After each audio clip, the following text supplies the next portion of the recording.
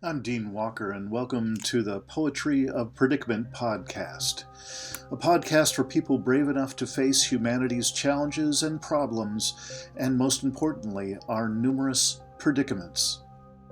The Poetry of Predicament is a podcast meant to inspire us to bring forth grace, beauty, and connection with the web of life in the face of a predicament-laden world.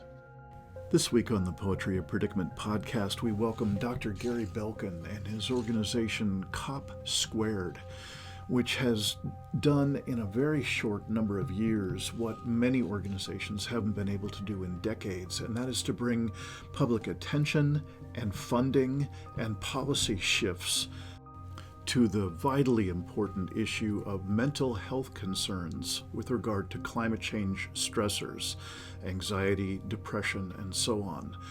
They have somehow brought the attention of IPCC and global governments and organizations to this vitally important concern.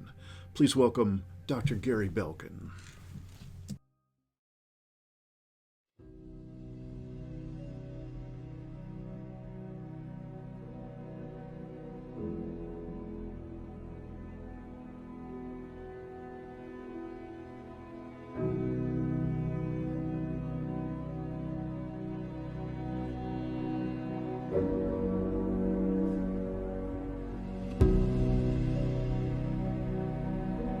Once you realize how big of an impact climate anxiety has in your daily life, it becomes a heavy burden because as individuals, we're trying to make change in the world. And as young people, it's our futures. I can't morally justify raising a child in a planet that's literally on fire. 65,000 years of knowing, of belonging, gone because of climate change. 7 years ago, the Lancet said that climate change is the biggest threat to global health of the 21st century. We're not seeing enough investment, commitment, or will to protect our health and the health of the planet. Is there going to be a natural disaster that devastates my home? Are we going to have food shortages? Will I get left behind? Will my family get left behind? We need a solution that lives up to that breadth of impact, and that's what we're trying to build. COP Squared is a growing network of hundreds of organizations from all around the world. We are launching COP Squared to help convene and coordinate action. COP Squared is crucial for coming together across the planet to raise our collective voices, to get the resources and the prioritization of mental health as a component of how we address the climate crisis. With COP Squared, we create a structure that is really dynamic, that's contextually relevant, and that's culturally sensitive as well. And we begin dialogue where we can feed in ideas and opinions from people from every part of the world. The organizations joining the initiative so far have really reflected the diversity and spread of efforts across the global north and south to connect psychological resilience with climate resilience. Climate change demands so much psychologically to go through, and so the collective glue for contending and coping with all that is what we have to put in place. The COP Squared with the Race to Resilience has opened up the chance and the responsibility to show what that looks like at great scale. We need psychological resilience to be persistent and to advocate for climate action. And we need to protect each other as well, because we understand how challenging it is and how difficult. That's what, also fosters emotional resilience for people and communities. And I think that's what I would really need at the moment, honestly. Yeah, that's what I would need. COP Squared is what we need now. These are the kind of conversations we need to be having, and this is how change happens. People and planet are indivisible. And it's time to dress both Together. together. Together. together. Together. Together.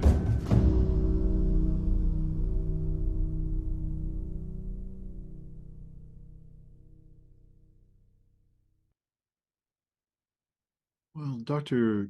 Gary Belkin, welcome to the Poetry of Predicament podcast. It's an honor to be here. It's great to have you. We've been talking about getting together now for a few weeks, and I've really been looking forward to it. And so I'm glad we're starting out 2023 having this conversation. So we've just watched a brief video that you have that shows people like myself who don't know much or anything about your programs, what you're up to, and it's very moving. I'm a sucker for a well-produced video, and that's just beautiful. But what really brought me in was there's something very, very compelling for me personally, given my interest in kind of the human dimensions of human-caused collapse of Earth and human systems, of which climate change is a part. I've always been drawn to what are our human reactions, what matters most to the person I'm listening to or watching, and how do they evoke from me what matters most. And it's hard to find something that is as shared and as deep as our mental and emotional and psychological well-being. So it's really impressive that's what apparently you're up to in a number of different ways, not to mention the core of your professional career.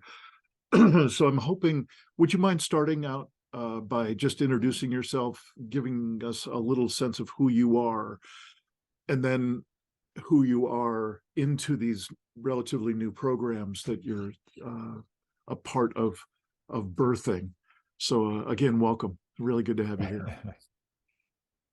Sure. And thank you so much again for the invitation. So I'm Gary Belkin. I'm a psychiatrist, and I always wonder why I lead with that. It's just this cultural convention of leading with one's professional or educational training.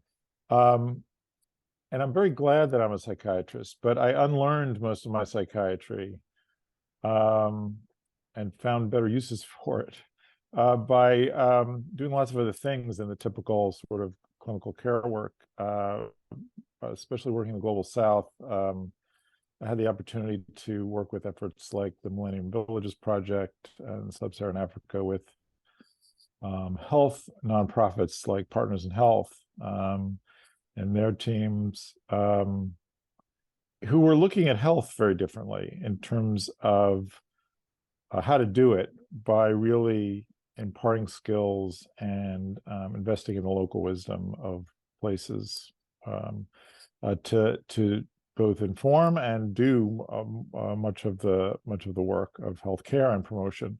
And I thought, and others were thinking at the time, gee, we should do mental health that way, even more so. That it is evolved, certainly in the Western model, as a hoarding of knowledge in the hands of very few skilled people, designated skilled people, rather than distributing knowledge so people can be supportive to each other and really put into the fabric of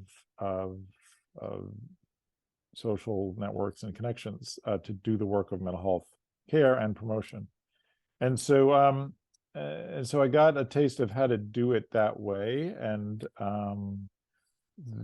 at the time, there was also growing this field that became the field of global mental health, which really added a huge evidence base that showed there are tons of skills that could be what's often called task shared, not just among certain professionals, but across community members. And so there's really now a good science about what those skills are, and there's a ton of them, from the whole care to mental health promotion and resilience building and spectrum. And they can be done by all sorts of people. What's really interesting to me about all that is it opens up a whole new, unique and powerful and more impactful, I think, role for mental health professionals, more conventional mental health licensed professionals, particularly in the Western model, to be partners to community members, to use, adopt, be coached in, and be supported and backed up by those professionals for community members to take those roles. So that's sort of, I came out of that in and brought that to roles that I was having, less as a clinician, individual clinician, than a more of a public health policy kind of person, until recently I was the deputy health commissioner here in New York City, and put a lot of those principles to work. And we invested in showing that they are not only fit in the cultures and resource situations of the global South, but are actually a former mental health director of WHO, Shekhar Saxena, has often said, in terms of mental health, every country is a developing country. And the global North also just has an impoverished, narrow, flat, and not terribly effective model of trying to take care of people's mental health, that this kind of task shared approach is also a real refreshing antidote to. Can I just ask you for a few moments of translating your words, which are very, very clear at an organizational and obviously a medical professional level, how that shows up for me as someone who's not at that level of the conversation, is that it's appeared to me since I was able to understand about mental health. I grew up in California, and in my youth, the mental health services in the state were decimated by the then Governor Ronald Reagan, just literally decimated the entire mental health services community. And what then surfaced was an extraordinary explosion of homeless population that has never slowed down. So that's one piece where this kind of policy, creation of policy, be it literally at any level, state, national, these are the huge levels. Another level that has been very active for me since getting actively into the field of from a lay perspective, supporting and resourcing people who self-select as being aware of human-caused collapse of Earth and human systems, part of which is climate change, and that whole conversation that we just heard some lovely testimony about. One piece that's been very present for me, as I mentioned, from as soon as I could know what mental health services were, was that it seemed like there was precious little support for anyone below a certain socioeconomic status. So there was just no way for them to get mental health services, or else and on top of that was often a stigma that it was somehow a weakness or something that one would never want to be seen needing mental health help. So we've got quite a few chunks of really adversarial elements to have mental health be functional in the USA in particular. So I'm wanting to just mention these things and kind of run them by you. Are these representative of some of the policy shifts and the framing shifts that you're talking about wanting to do? And one last thing I'd like to just confirm with you that I'm hearing you right is when you're talking about gosh, I'm sorry, I've forgotten the exact word you used, but it's like the idea of partnerships with other levels of service providers that aren't necessarily doctors, they aren't necessarily therapists, they aren't necessarily mental health professionals in the traditional sense. And what I think I'm hearing you say is that there's a way to expand out that repertoire, that teamness that could be created, that it sounds like it almost could exponentially increase access to and reduce the stigma of mental health services. Could you respond to any of those pieces that sparked for you? Sure, they're all connected, and then I want to bring them back to where you started and where I was going, and which is why that's this more nimble and participatory and more widely scoped way of what to expect from our mental health system is especially urgent in the face of environmental collapse. So I want to end there, but to start with where you just landed is yes, it's the community is the team. It's mental health as a community project, not as a mental health clinic project, but for which the mental health clinic or providers, licensed provider's office has a role to play, but is not the center of gravity. And so, and this isn't an ideology. This is just it works better to see community members as healers and to equip them and support them to be good ones, but also to connect them to more formalized systems as backup when needed, and as coaches as needed. And so it's that sort of approach that I have learned a lot seeing others do it elsewhere, and also helping engineer how to do it, and then got to do that full bore here in New York City. Where we had, to make this a little more tangible, we had, daycare center staff who were able to screen for maternal depression and do some basic exploration of that with new moms. And we focused on daycare centers that were seeing, that were in and seeing high diversity neighborhoods and mothers. We would train moms in public housing to do evidence-based pro-attachment parent coaching to peer moms. And I can go on and on. Those sorts of,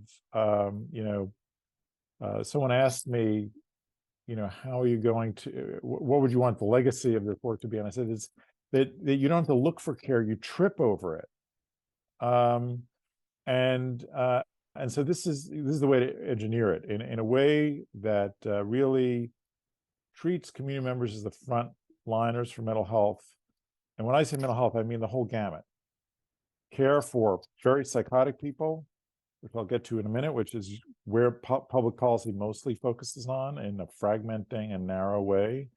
And I think a very hugely stigmatizing way, which is sort of the California crisis that you describe and the crisis that we seem perpetually in.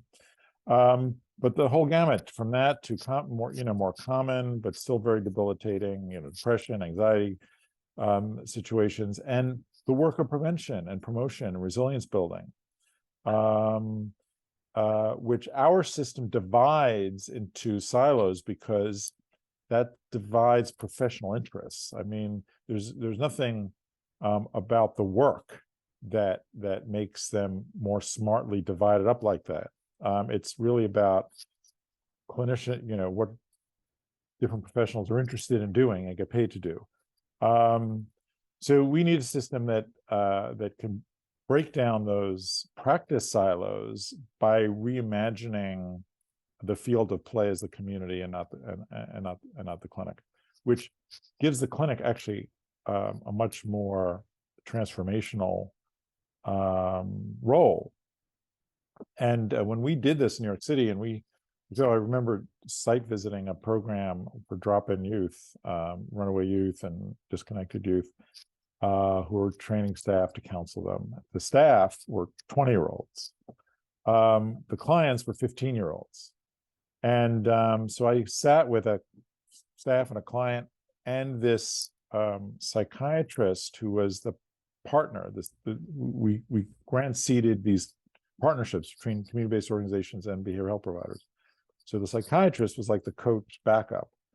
And I remember her saying to me, if you thought that I would ever agree to supervise a non-clinician, this 20-year-old who is going to of how to take care of someone else, the 15-year-old that I would never see, I would say you were crazy.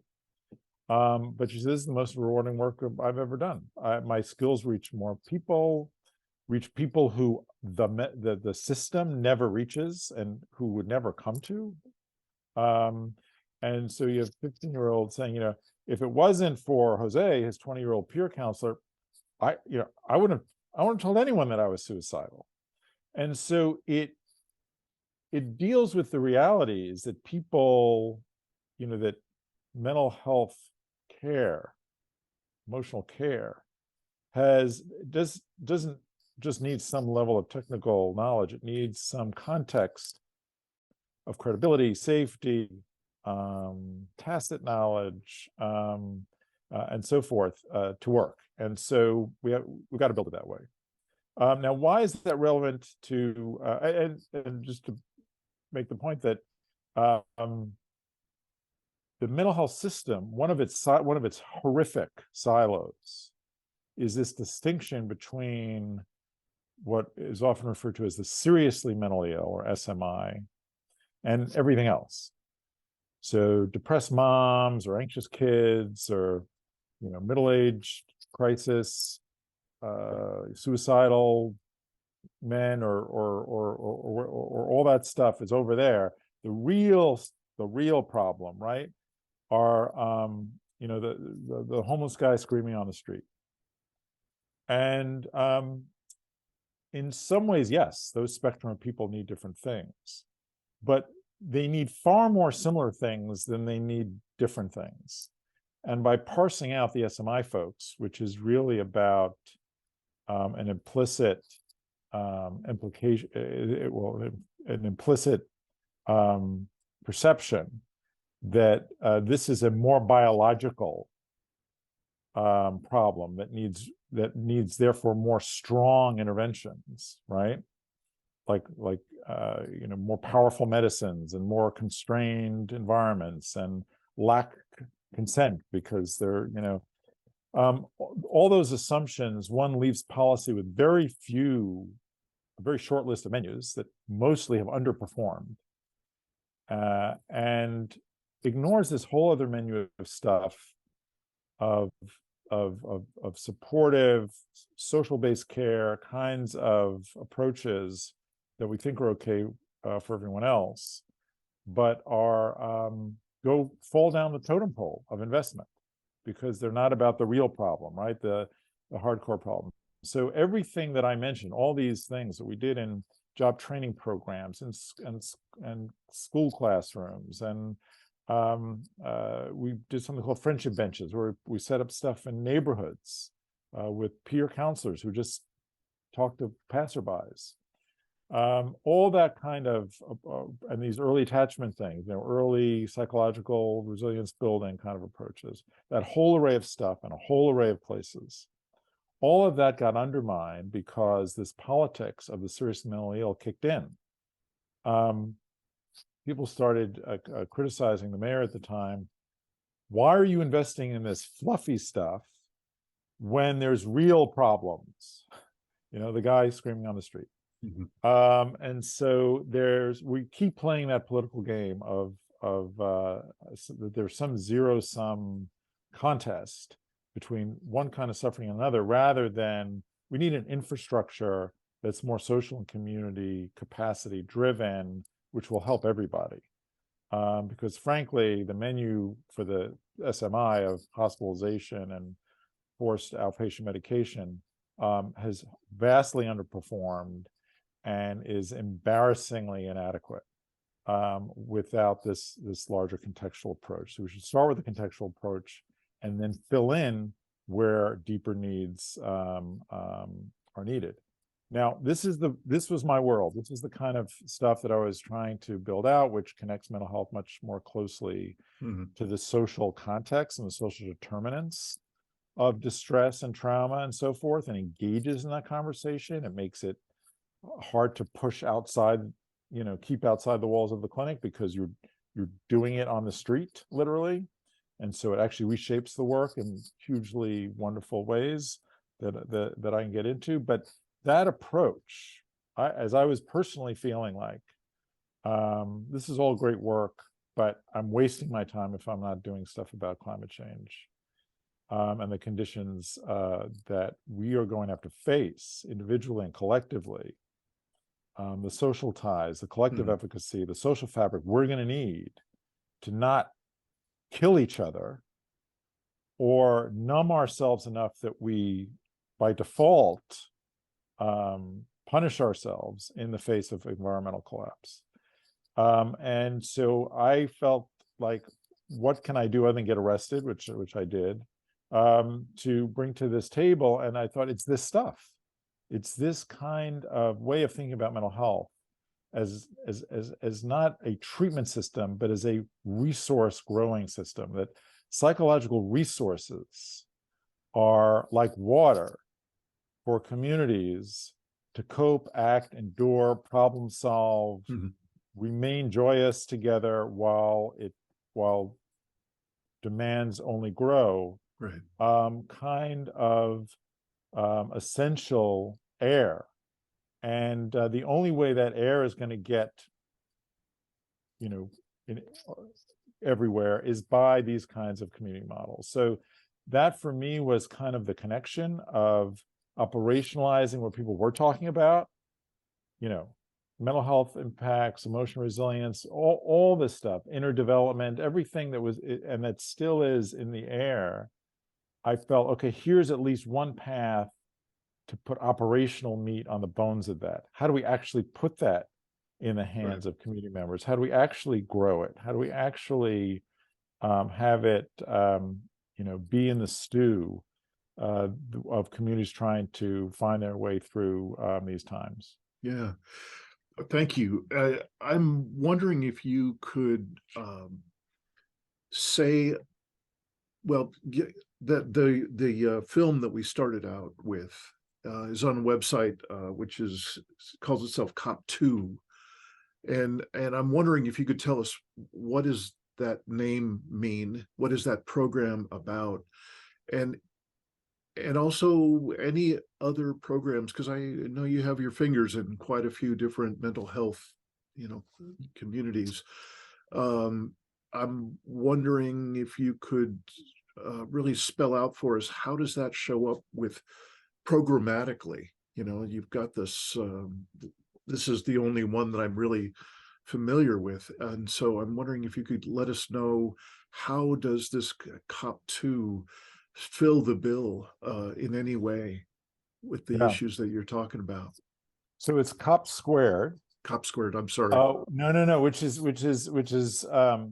important in terms of why we called it that.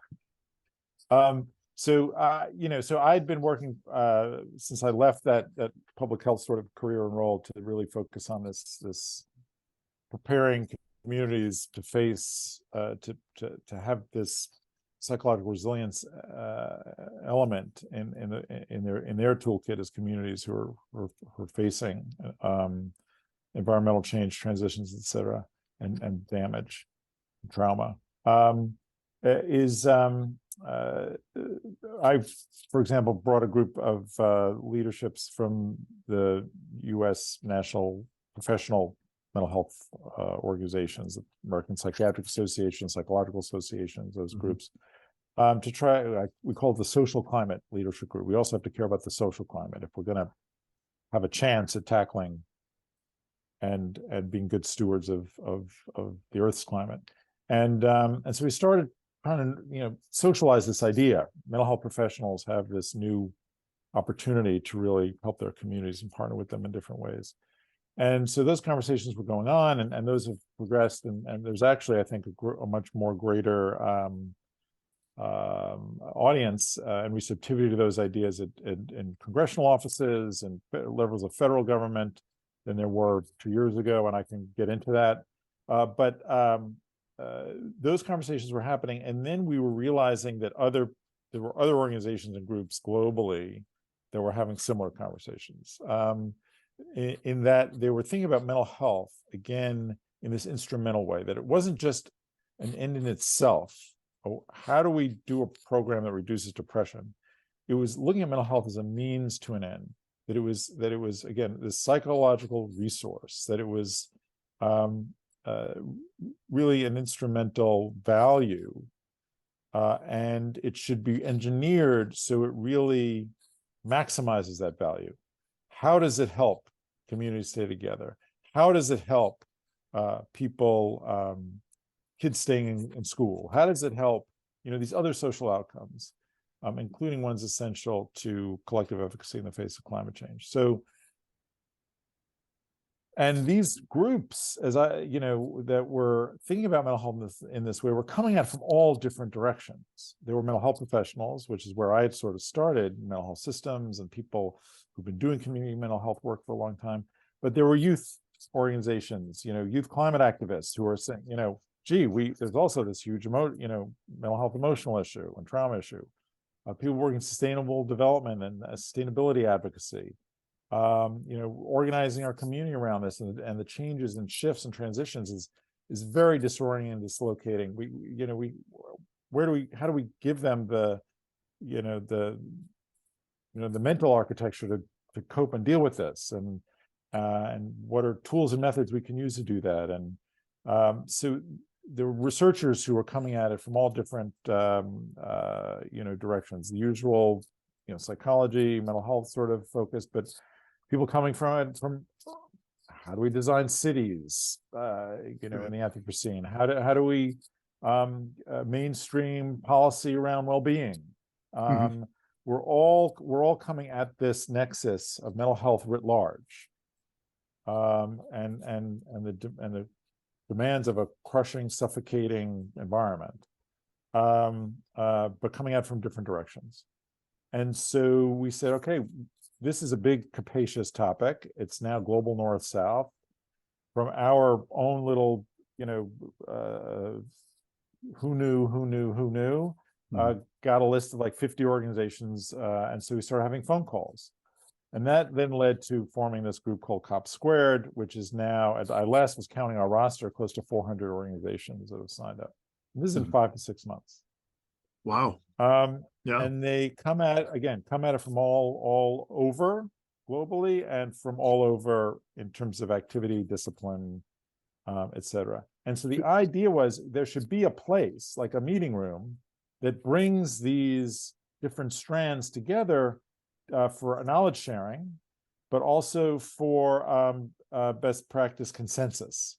All the ways we're coming at this, from starting from a place of indigenous and cultural knowledge traditions as being better used for these emotional resilience, collective strength purposes, or we were getting this variety. Okay, how do we pull those together to tell national leaders, government leaders, here are the 5 things you should do to grow this kind of local strength building. And so that's what COP Squared was originally sort of thought to be add value to. It's great to have everyone know each other, and there's a community of interest that's big, and share what they're doing. But it's also really, okay, let's really take advantage of these multiple perspectives and this this hands-on work that comes at all these facets to get to tell folks, okay, how do we grow more of it? Yeah, I have a couple of just kind of idiosyncratic questions, little pieces of curiosity that I carry with me, unfortunately now for years. One of them is just a quick question of, amongst those 400 organizations, I'm assuming that you've got some representation from the Climate Psychology or Climate Psychiatric Alliance from either North America or UK or both. Does that ring a bell? Oh, absolutely. Great. I kind of assumed, but I just thought I would ask. And then really, I think the far more pressing question for me, and I don't know if this might be an entirely different call that we might have somewhere in the future. My experience is in talking with people from the Climate Psychology Alliance and so on for years now, And in addition to mental health professionals, before there was a Climate Psychology Alliance, where I was really seeking out where are the mental health resources and support systems that I can refer my clientele to, people who are coming out of my coursework and this body of work at its level.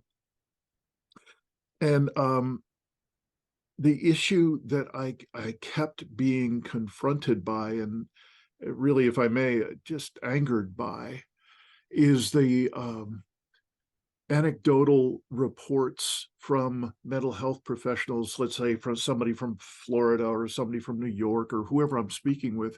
And I'd ask them, just out of curiosity, how many of your associates, how many mental health professionals at your level are even engaged with in any kind of significant way with the climate issue or with the environmental concerns and so on that are going on.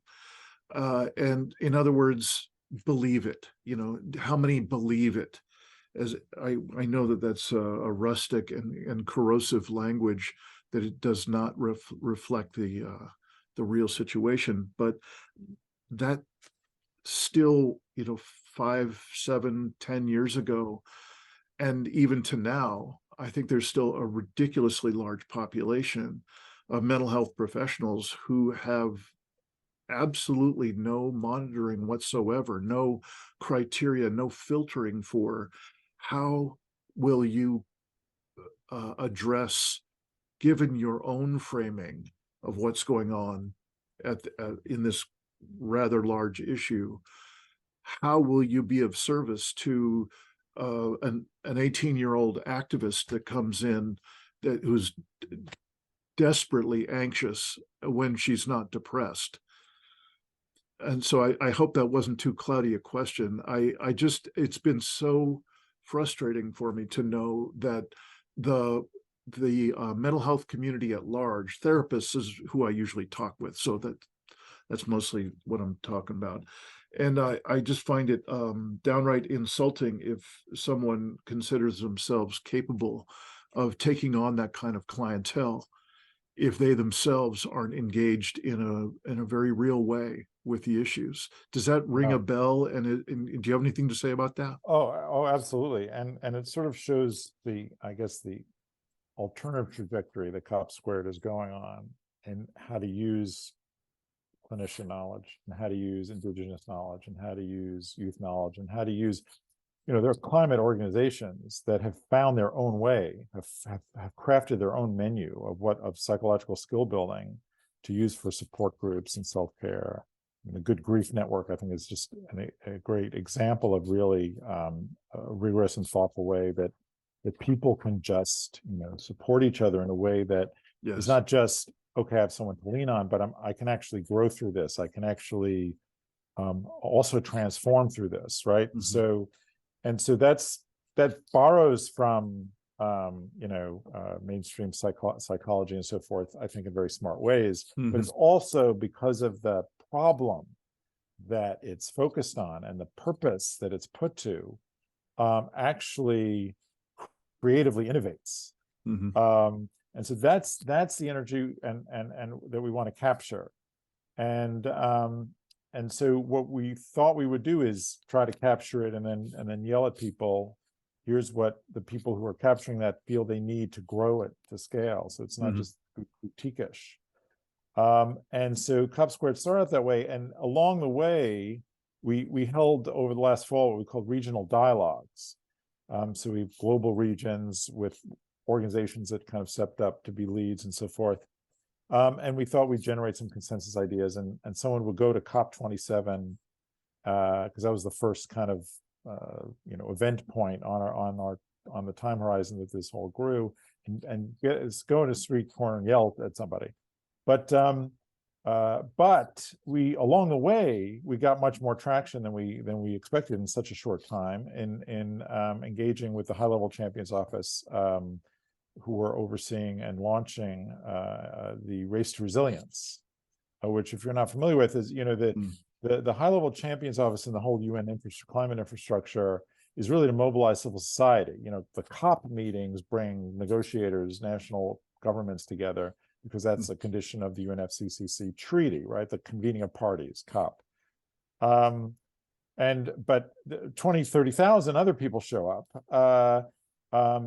Industry, advocates, activists, scientists, local and regional governments. And so what the high-level champions office through the Paris Accords was empowered to do and created to do was to mobilize all of them to get stuff done. And so one thing they did was the Race to Zero, which was about pledging for emissions reductions. And then they later launched and gave more emphasis to it, the last COP, COP27, last November, is the Race to Resilience. Okay, how do we accelerate adaptation work locally, particularly in the highest impacted parts of the world where 4 billion people live by 2030? And that was mostly infrastructure, and they're amassing a huge effort of local infrastructure work, securing and hardening food systems and other utility systems and water systems and so forth. So it's physical infrastructure. And so we made the argument, well, you need resilient people for resilient places, and you should have a people's resilience, aka mental health, aka psychological resilience,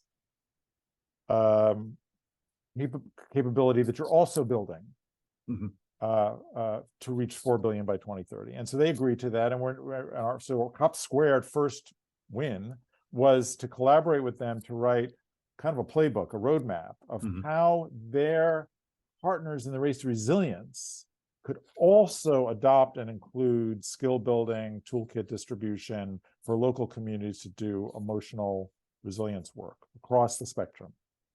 And so what's amazing about that opportunity is it's a set table. It brings already mobilized communities with partners working on problems that they are identifying and prioritizing, and adding this element. And the key thing here that the mental health system has never been designed to do, as I said a little bit before, is see their work as helping people do other things. And so that's when it works. That's when it clicks. That's when it is designed smartly. That's when it knows if it's on course, is if whether it's counseling for depression or helping traumatized moms be better early infant bonding parents, it is if it has this other objective, then it's really, there's a thirst for it, there's a clarity to when it's working, how it's working, and then there's a real partnership in doing the work. And so what we hope to show is that adaptation, climate adaptation, is very much a psychosocial activity. I mean, adaptation is a psychological term, right? Resilience arts is a psychological term. And so we've got to be psychologically smart and how we help people be psychologically equipped, right, to do the work of physical adaptation and resilience. And mental health systems have to see that their value to humanity is helping those people do that. And then everything else falls into place. Can we just take a moment or two to throw some terms out so that people could know what's going into this toolkit that you're talking about, these effective organizations at whatever level that they're offering out, so that they are something that the public wants. They get it. They say, oh yeah, I got that going on, and you've got these things to support. Yeah, let me in. Let me do that. I can tell you just about some of the very rustic, my own tiny little, layperson levels offering support and resources to the specialized community that I address. I start out with a first aid level resilience skills, and that's basic self-regulation and co-regulation. And I know these terms, every one of them you're going to know in spades, but I'm saying them so that anybody who doesn't know what you're talking about in that toolkit, why would people want to engage with it? How do you let them know about the tools, and how do you speak it in such a way that they can relate and desire to engage? straight away. So anyway, at the first aid level of resilience, that's the disaster relief. For a lot of people, that's what it takes to start to be aware of these climate issues and so on. And so, at that level, it's literally just, can we bring people back to being present in their body as they're sleeping with 50 other families in the high school gym because the hurricane has just devastated their community? So that level of skill set is pretty basic, pretty easy to learn. I learned as a facilitator for Elaine Miller Karras's community resilience model. I don't know if that's familiar to you, but that's when I was first writing my book, The Impossible Conversation, I was looking for who's teaching skills, who's offering resources, inner and outer resources that people can really put to use, especially when it's at that really disaster relief level. So I imagine there's some kind of basic or first aid level resilience skills, as I might call them. And then there's a next level up if people can have some normalcy in their life to be able to engage with a bit more significant practices. There's this whole practices of reconnection level that I offer, and those really are like a menu because yours will be different than mine. But the good news is that we could have 10 of us sitting in the support group every Thursday night, and we can support each other even though we have different practices we're taking on. So let me just stop there. I wanted to give you just a little sense of the kind of stuff I do and the kind of words I use to describe it. I'm wondering if you could tell us a little bit about what some of these offerings are you're talking about and the words you use to describe them. No, so I refer to sort of the spectrum, acute symptomatic distress, even at a psychotic level, traumatic intrusive symptoms to management and care, to rehearsal of strength-based skills and capabilities, and in collective solidarity with others. And so there's a whole spectrum of that, and they come from, and the specific contents and methods, right, and activities that fill in that range come from a lot of things that came out of clinical psychology, a lot of the mindfulness sort of space, and self-care, from indigenous and other cultural traditions, from the global mental health world, which is sort of where I, transformed as a psychiatrist, that take illness categories and really break them down very differently in ways that respond to local understandings of what this distress is, so that it's not importing a pathological definition, but it's listening to a local pathological experience. And so various ways of counseling and supporting people in a symptom-based way, but a very culturally validated symptom-based way. So there's a whole range of stuff. The good news is there's no shortage of a menu. There's also no shortage, and again, I know it best from in the work in the global mental health world, of how to implement in a way that basically allows templates, a kind of process of work where localities can go through a process of identifying their own theory of change and set of needs, and map it against a larger menu of things that have sort of worked and customize them for use. Mm-hmm. And so that kind of iterative loop circle can be done at scale, because it has been done at scale to do a lot of the work in the global south that I opened with and described. What we need to do is make that menu very user-friendly to browse.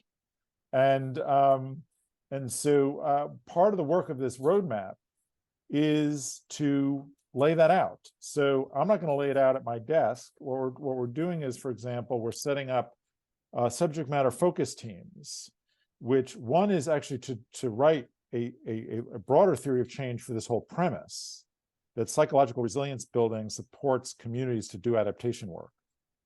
Okay, so there are lots of reasons to believe that's true, but what are the actual dots that we are assuming and intending to connect in this work over the next 7 years with these actual communities that we're asking to, do psychological strength building, and then how do we expect that to help them adapt to the conditions that they're frontlining around environmental change? So one theory of change. So I'm just learning about just a wonderful, inventive community out there, from grassroots folks to big academic centers who've thought about this from all sorts of directions and traditions and disciplines, so forth. So we're trying to bring them together, and UN agencies who've been thinking about this, and so forth. There's an other focus team on, okay, what are the skill packages that will enable these communities we're going to be going to traverse that theory of change, right? And so that gets into this menu building.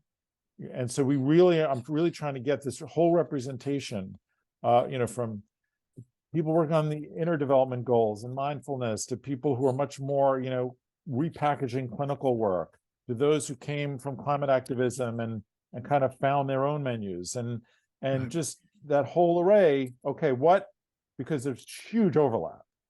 What do we think are the real kernels here? That is the starter kit and so forth. So I have confidence that there's stuff out there. It's about, and these are really the premises of COP squared. How do we harness, but concisely condense in a good enough way so this becomes operationalizable at scale? And that's really the gap we have to jump. Is it's all now very boutique-ish and often I think global north and south divided, and emitter and environmentally oppressed parts of the world divided in terms of what those psychological needs and tools are, also overlap, but also differences. Great. Dr. Gary Belkin, it's just been really great to to speak with you. I don't get many positive voices, people who are so obviously committed and effective, evidently, at rallying at scale around any issue these days, but particularly one that has been so desperately crying out and just promises to be a louder and louder scream. I just appreciate. If I could just say, I appreciate that, but I do want to, going back to the video that we started. I mean, I may be a persuasive guy, but that video reflects a set of work in an organizing network that was barely, 4 months old when we started, working on that video. And the only way that happens, because you saw global youth leadership representation. Yes. You saw COP leadership. I mean, the youth envoy for COP 27. We had been collaborating with, Nigel Topping, a high-level champion, and we couldn't get his quote in time for this. But you don't get that kind of ensemble of interest, let alone this path to potentially really impactful collaborative work within this waste to resilience as just a first step. We want to reach other global forums and ways to have impact. You don't have that happen just because one guy, this was really, I think there's really a moment of realization at so many levels that, yes, there's floods and storms and heat, but if we don't invest in people, and that's the P in COP square, right? We wanted to seize the meaning of COP to really reinsert people, and that's why I was correcting you on the squared. It's really adding to the people, care of people times planet, and really thinking seriously, not just talking about it and lamenting it, that this is really traumatizing people, or this really needs people's strengths and so forth, is to, okay, let's diagram that out. What are those, and how do we invest in that resilience, in that infrastructure building, and that what we've been calling the social climate. Let's just not lament its loss. We had 30 years of coming up with Earth climate science, right? Hybridizing disciplines, coming around a shared paradigm to explain the Earth climate. We've got to do the same for the social climate, and we've got to, except we don't have 30 years. And so I feel that coming together, the cogency, the path we have now, the interest that video reflects, and the village that it takes to do it, and that it reflects as reflecting that this issue is tangible in a sense that it wasn't even a couple of years ago. I think COVID sadly had a lot to do with that. But we need the slowest to come. Community leaders get this, partners in racial resilience of all sorts get this. The mental health establishment has yet to get this, has yet to reimagine itself as such an asset to humanity at this point, when it is dragging in purpose and connection and ties and in wherewithal. And it's got to step up and realize what it has to add. Got it. Yeah, your focus and your passion are refreshingly obvious, and I so thank you for taking this time to speak with me and us. And I just have a couple of requests before I let you go. If you could send me perhaps an email full of whatever links and points of contact that people might be able to use to get a hold of COP Squared, any other programs with which you are involved, and particularly any other agencies that you're aware of that a person could find out what are some of the resources that are available, either at a national or a state or a regional level, any level that you're aware of, that you could point me toward, reference materials. What's the word I'm looking for? Like a directory, if there is such a thing. I'd be happy to include any links that you could supply for us. And just really thank you for the extraordinary, and I would imagine, at least at this point, thankless work that you and so many others are doing to bring this vitally important topic to really front and center on our screen, at least for today.